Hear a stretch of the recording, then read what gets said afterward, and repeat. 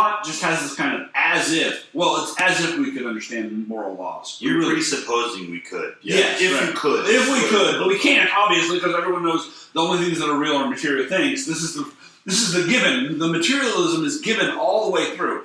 So, in a certain sense, psychologically, you can say the return to reason or the return to teleology is a denial.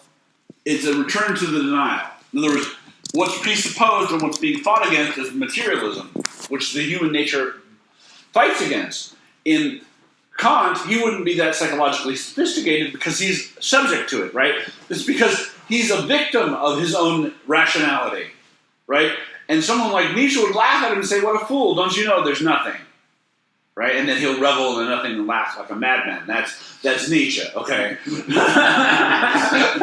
But Kant is still trying to work the diagrams, and he just laughs like Nietzsche's, you fool. Don't you know there's nothing? Just fucking do what you want, really.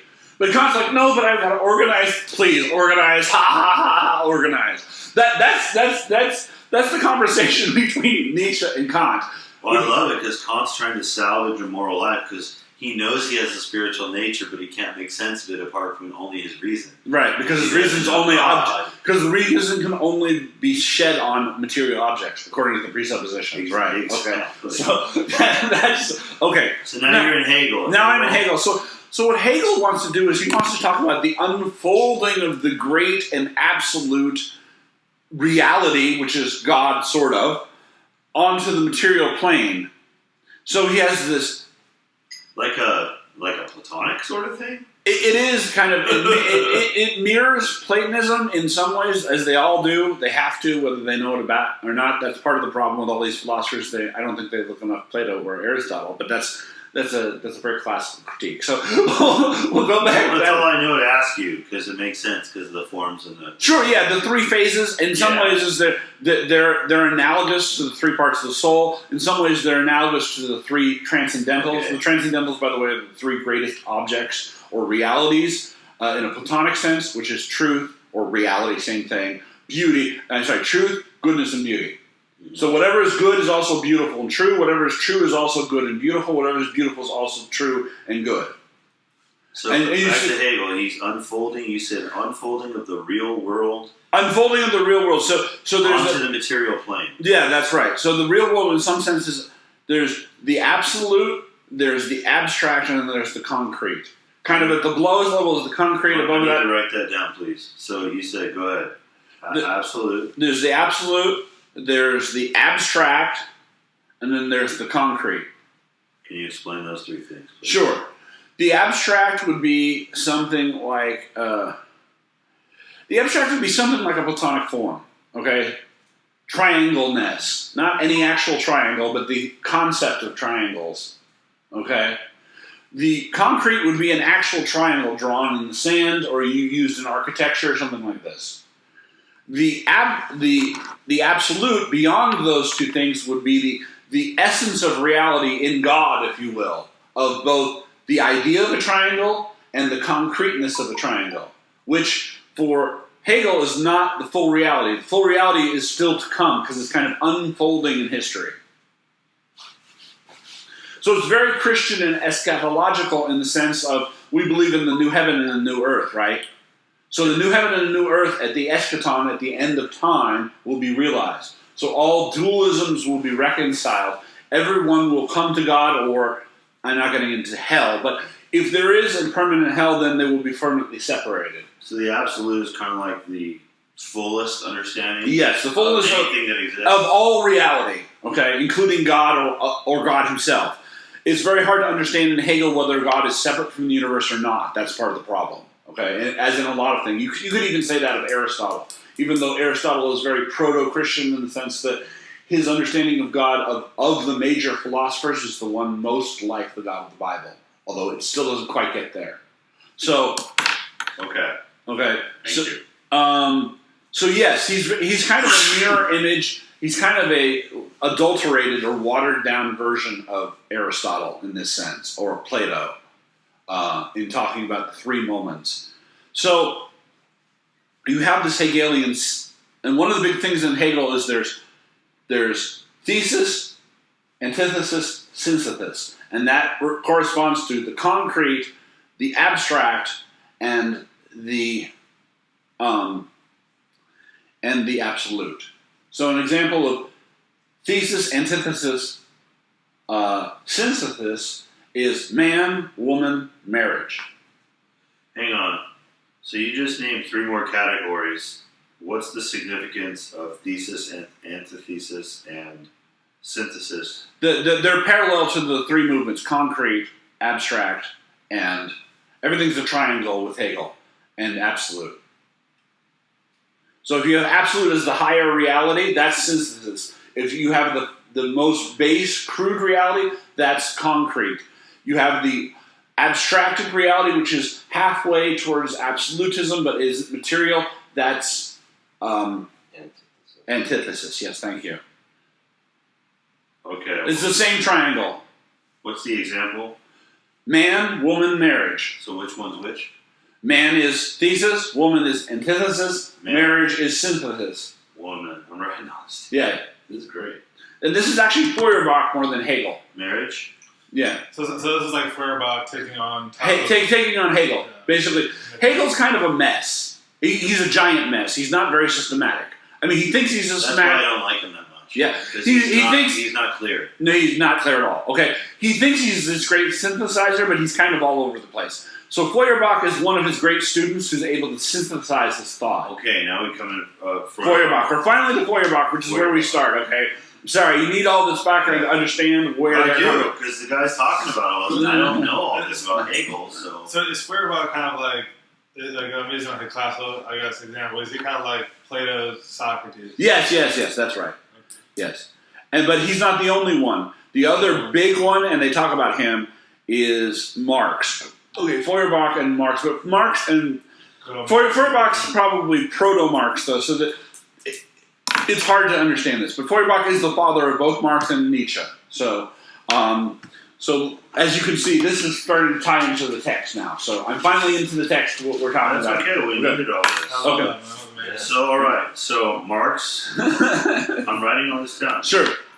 And I forgot how you spell Nietzsche. Yeah, but just put an N there, Nietzsche. He's going to be the biggest N you have on your page here. Yeah. So we got Marx, Nietzsche, or little Feuerbachs. Little Feuerbachs. Okay. So now we have Feuerbach. I never studied Feuerbach in college. I didn't either. I only had to piece them together with the other ones. But I know a little because of all the other pieces. I can kind of figure out a puzzle. I didn't think he was a heavy enough hitter. He is a heavy hitter, but just like Marx politicizes Feuerbach. Yes, right? absolutely, yes, and so does Nietzsche in his own Marx political, I'm right. Okay, so politics and money. You can see. Here's the thing.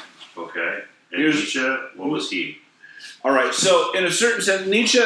The split between Marx and Nietzsche, they both agree on Feuerbach, and what they agree upon is man against God. Let's go back to that one, remember man against God is a man against God is a classical theme, right? We're going to the four, pull up your themes again, your 9 themes, remember? The 9 themes in literature, in the 3 eras.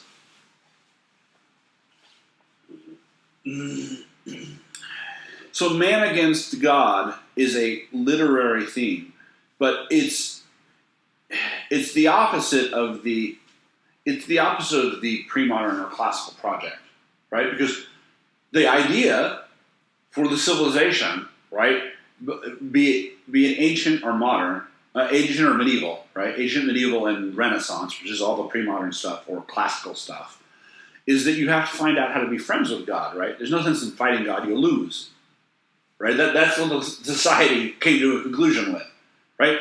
And now, when you have many gods, it gets difficult. But if we just start with Plato and Aristotle, kind of in their essence, their departure from polytheism and their movement towards monotheism, I think that's not an exaggeration. It's true. That's what's in their text.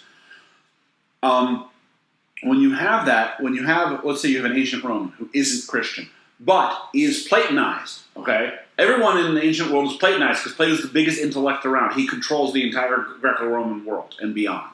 He is the template, right? If you want to know what Greece and Rome are trying to do, they're trying to do the Republic because he is the man, okay? This is before Christianity arrives on the scene, okay? We're talking about we're talking about 0 AD. When Jesus is just born, he has no influence, or almost no influence as a baby, right? Historically. Okay? And even at 100 AD, he has almost no influence. I mean, Christians are this weird, tiny sect someplace. And even by the time you get to Constantine, people are totally clueless as to the political import of Constantine because they have this goofball idea that Constantine was riding a Christian wave. Absolutely not. Constantine had a vision. God knows where it's from. We get into that. But the historical... With the shield, yes. Under this sign you will conquer, yes. Okay. So Constantine is 480, 380, 313 is when you have the Edict of Milan, which rescinds the illegality of Christianity. So before you go any further, do we need to say anything about that Platonic model of the polis, and does that make any? Does that matter right now? Not so much. It's somewhat of a side. Sorry, let's go back to Plato. So at Feuerbach, we're talking about Feuerbach, right? Yeah. Okay, so let's go back to Feuerbach. Feuerbach. Oh, politically, I wanted to go into the political. Oh, yes, you were asking a question about political Marx and Nietzsche. Okay, that's where we're. I'm sorry. Yeah. So okay, political So Marx. man versus God in Feuerbach. Yeah, okay, man versus He's God. fighting and challenging that God is stealing from our humanity. That's right. Yes, you were right on target there. Marx takes that about fairness and money and Sure. He makes it a whole thing. Okay. Yes. Okay. And Nietzsche makes it about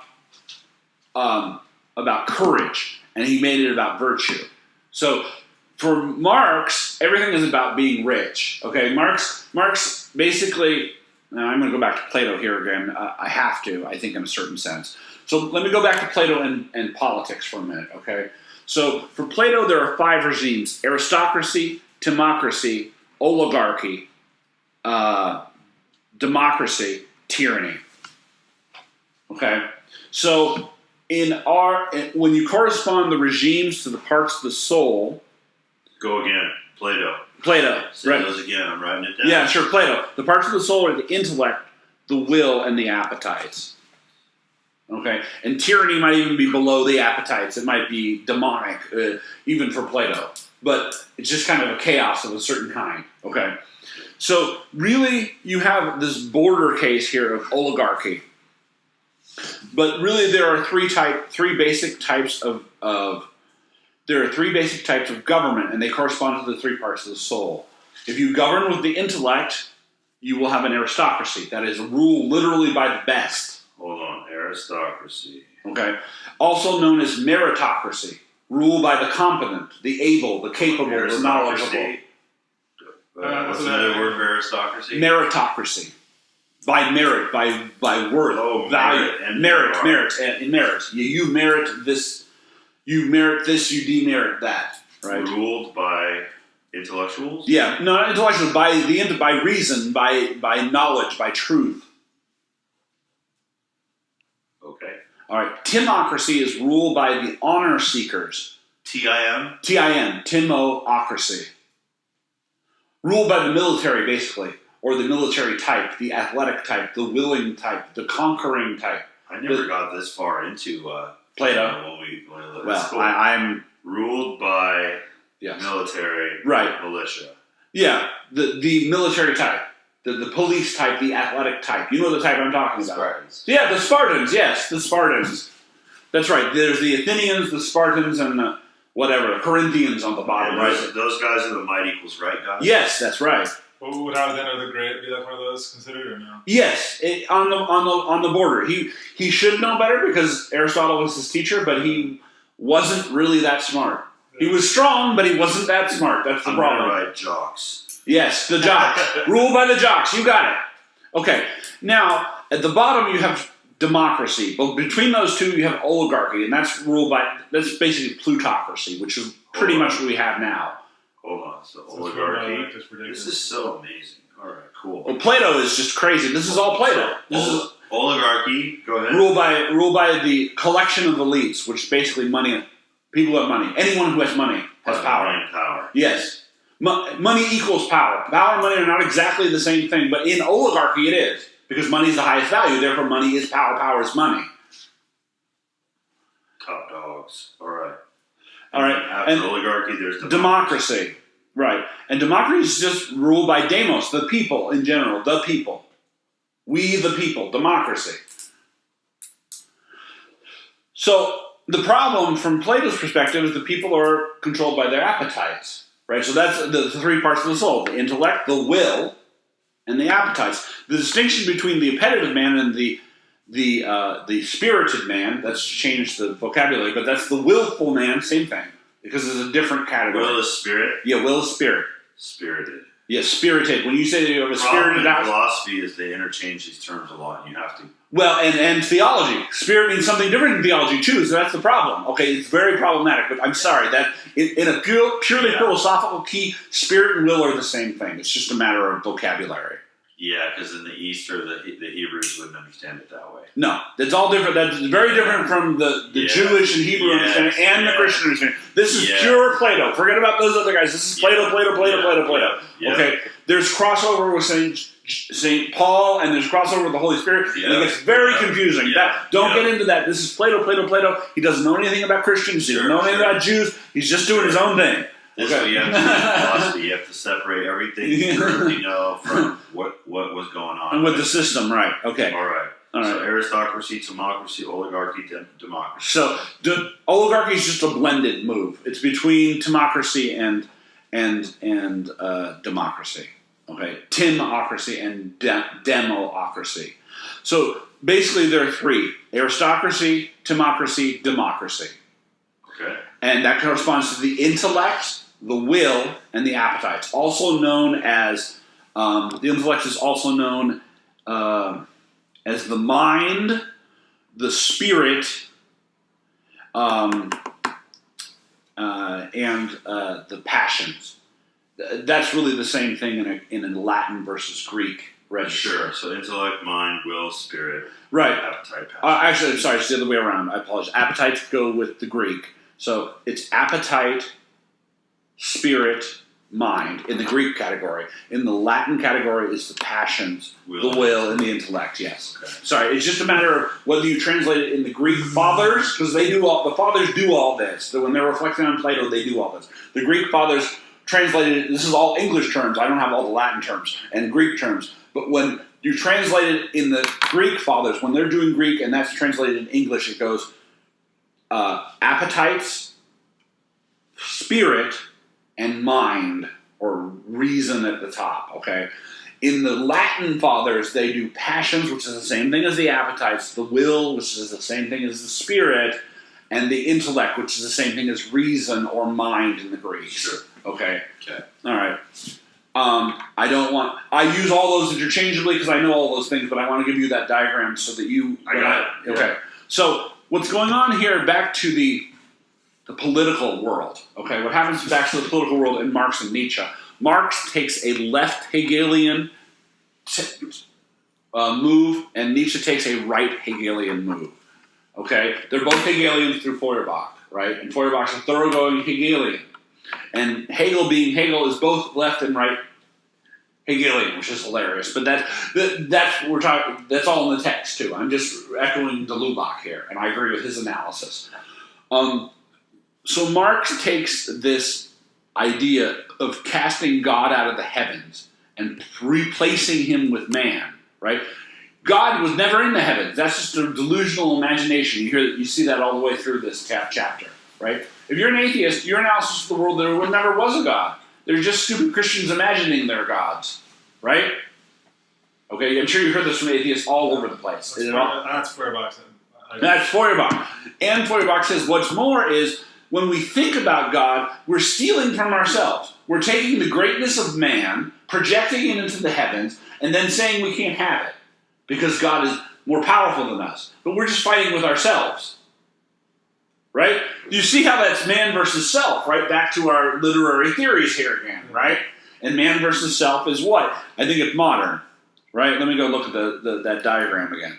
But you can see the movement from modernism into postmodernism. We're past, right? We start at the end of classical.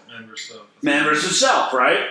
Because there is no God, right? But you notice more and more in our world, there's not even a self. It's the last fundamental fiction to be deconstructed, to go back to Hume, Deconstruction of God, the deconstruction of the world or society, right? Which is the same thing, especially in these guys, right? There's no difference between the world and the world that man makes, especially in Marx, right? Marx is all about that. What are you talking about? You think you fool Feuerbach, you think there's a nature. You think there's a world that you are the world. We are the world. There's no world that we're contesting with. Are you kidding me?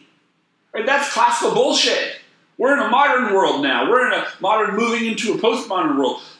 God is dead. There's no God. That anticipates Nietzsche to some degree. But in Marxist language, what are you talking about, world? There's no world. There's no difference between that which we make of our own hands and the world. We, humans, make the world. But that's not a classical understanding at all. Screw that.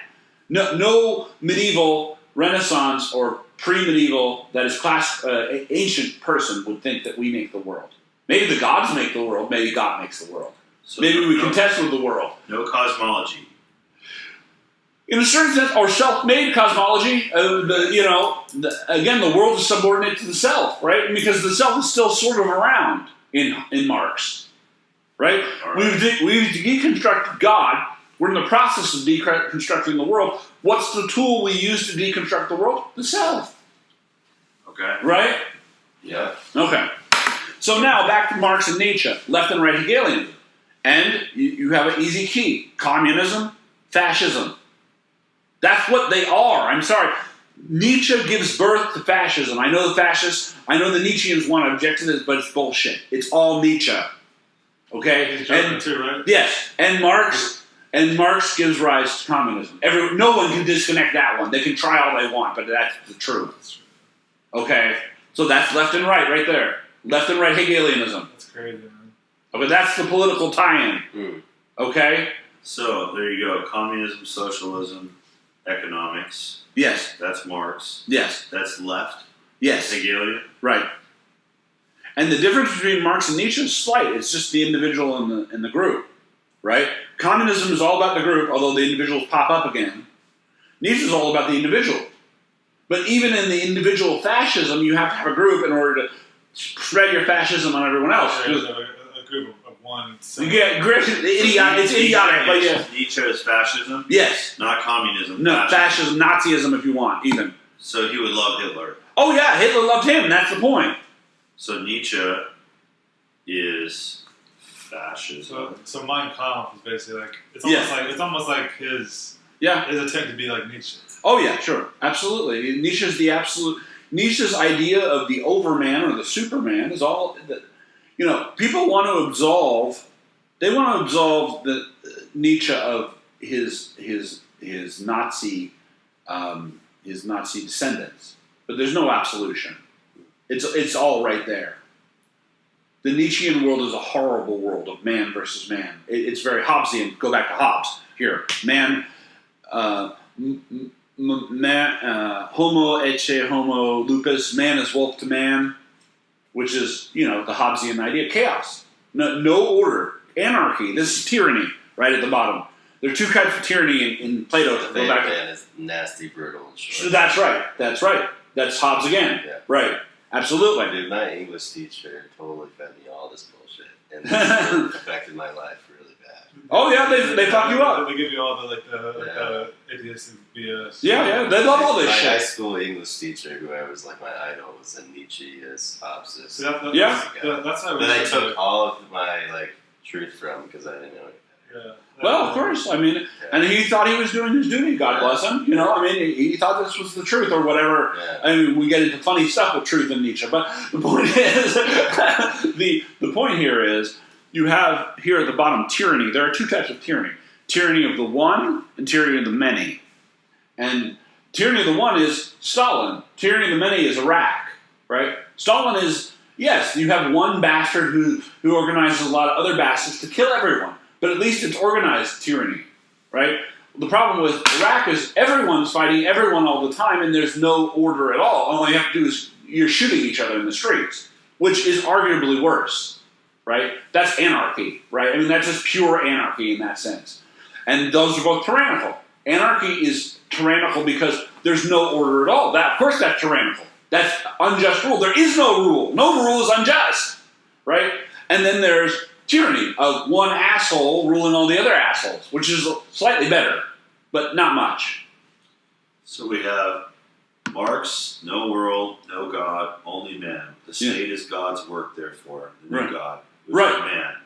Communism, socialism. Oh yeah, I didn't Economics. even say all that, but you concluded those I'm things. taking these notes in my words as you're. Yeah, no, that's it's Hegel's an all. left side. Okay. Yeah, and And Nietzsche, fascism, Hitler, Superman, Overman, Right. individual reign, yeah, Hobbesian view of man, chaos, tyranny, no order, raw Right. and cold. yeah, Too bad, deal with it is the attitude. yeah, sure. Yeah. Yeah. I'm bigger and better than you. Yeah, I'm bigger and better than you. This is the generation of timocracy, right? Well, let's go back to Plato here. Timocracy, the rule by the military. Oh, now you're tracing it back to democracy. Is that the jock class? Yeah, the jock class, right? But see, the jocks. Nazis are pretty big jocks. Yeah, they are. Well, they're really. This is a degenerate form. This stuff, this fascism and communism, which is just a different kind of fascism or a different kind of totalitarianism, if you want to put a bigger name on it, okay?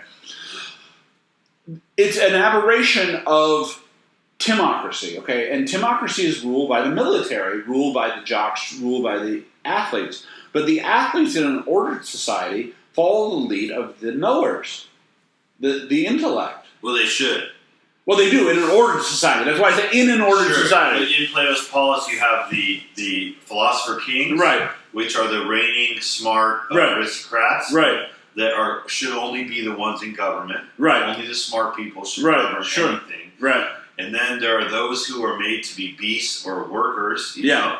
They're the merchant class, and then there's the badass military. Right. But Well, there was an order to it. Yeah, there was like a. it's a lieutenant, right? Okay. The general is the mind, right? And the lieutenant is the will. Going back to the individual microcosm, okay? I'm not talking about the state here. There you go. Going back to the individual microcosm, because you know things, you will things. Because you will things, you will do things, right?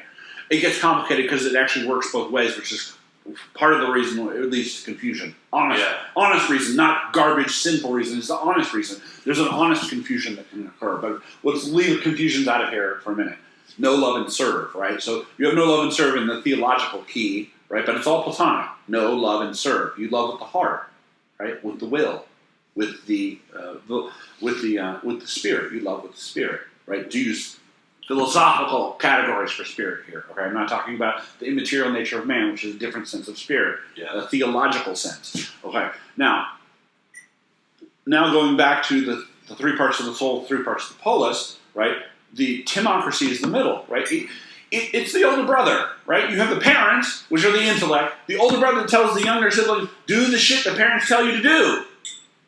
Right? I'm the lieutenant. I've been given power from on high. You don't just go fucking running around,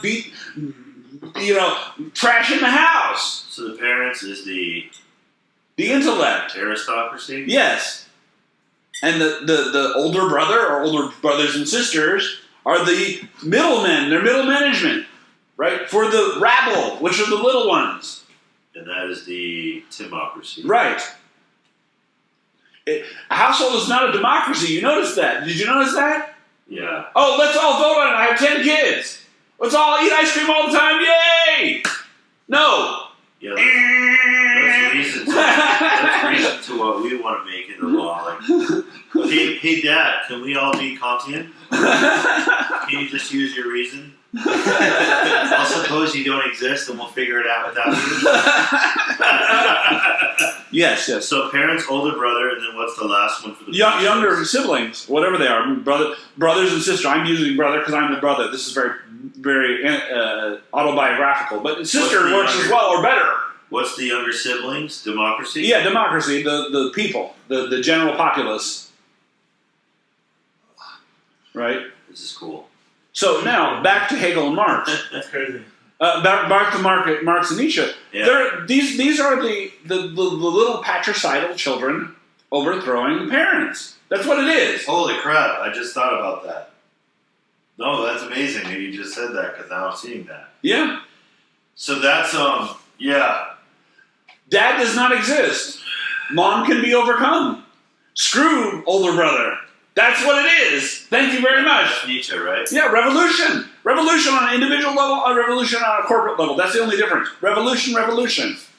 Or you can call it drama, right? Drama is very Nietzsche. But it's drama. But what a fundamentally funny thing about this image of drama as Nietzschean is that it's fake. And he uses masks and all these kind of Nietzsche does in his own thought. So there's a dualism in Nietzsche. Because Nietzsche says this is all make-believe on the one hand, but on the other hand, he wants to make it true. So you can use Nietzsche against himself, in other words. Nietzsche also, can you talk briefly about the language thing for him? Classical language means nothing to him because it's not real, or because it's like beyond good and evil. Like what he wrote about that. Oh, well, it's nihilism. We can get to nihilism in a moment. Okay. He's ultimately in despair and okay with it. You know what I mean? Well, or not, or not okay with it. I mean, he's both. Nietzsche's Right. a dualist in this sense, okay? But he says that you can't say something's morally good, or you can't make judgments. Right, well, that's because, listen, good is thrown out, right? There are the three transcendental aspects here again. Truth, goodness, beauty.